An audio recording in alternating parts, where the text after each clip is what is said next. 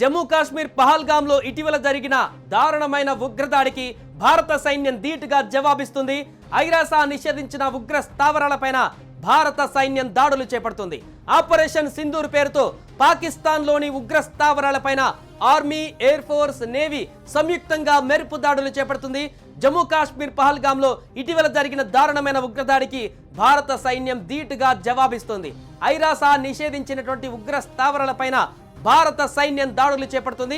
Operation Sindoor పేరుతో పాకిస్తాన్లోని ఉగ్ర స్థావరాలపైన ఆర్మీ, ఎయిర్ ఫోర్స్, నేవీ సంయుక్తంగా దాడులు చేపట్టింది.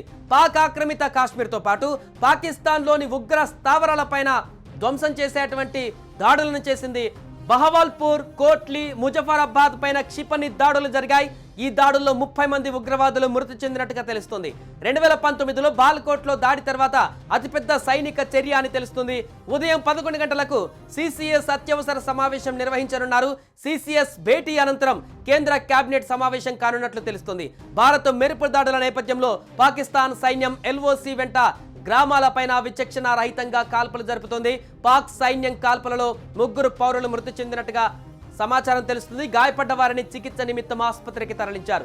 మరోవైపు పాకిస్తాన్ కాల్పులకు భారత సైన్యం ధీటుగా జవాబిస్తోంది.